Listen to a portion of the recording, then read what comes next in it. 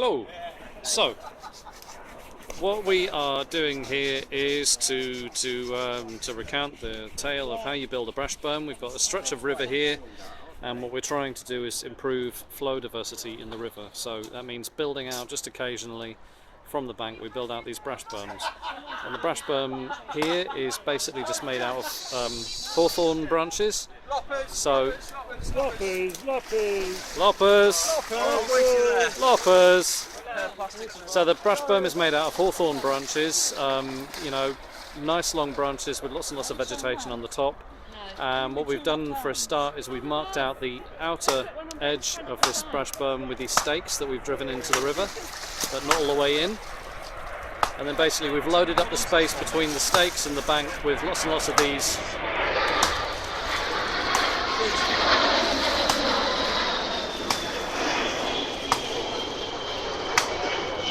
as I was saying,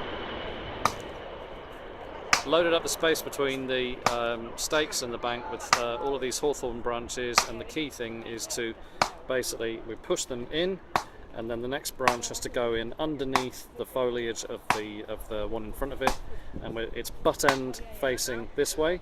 The river is flowing that way, and so the butt end of the branch faces this way, so that the river is flowing past the branches and not lifting the ends of the branches up if they were facing the other way around. Sticking these branches in, and basically every new branch twig has to go in underneath one of the others so that they don't get lifted up when the water, the height of the river changes. And then when these have all gone in, we stamp them all down, we fill in as many gaps as possible with smaller bits of twig and branch. And then what we're doing now, what these guys are doing, is they've cut small notches into the sides of the stakes to basically hold these bits of wire. So we've got some pieces of wire going diagonally across. They just go diagonally across from left to right. They don't zigzag. Basically, that's just what is that? 1, 2, 3, 4 strands of wire. And those then get wrapped around the stakes. And again.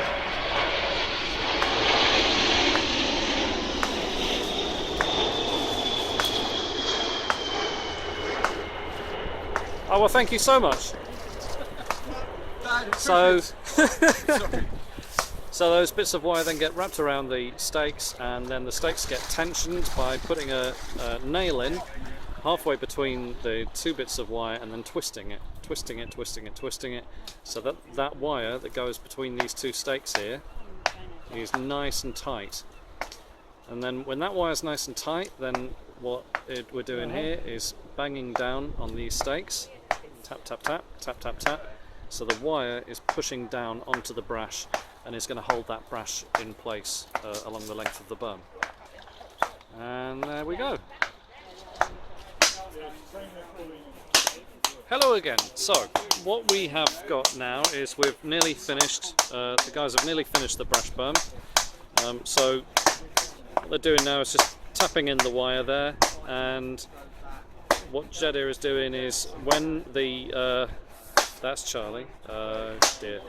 When these stakes have been knocked down as far as they need to go, and the wire is nice and tight across the top of the brash berm, what's then happening is they're basically cutting the top off the stake. So as you can see, the whole of the brash berm is looking sort of quite flush, and it's blending into the bank as well as it can do.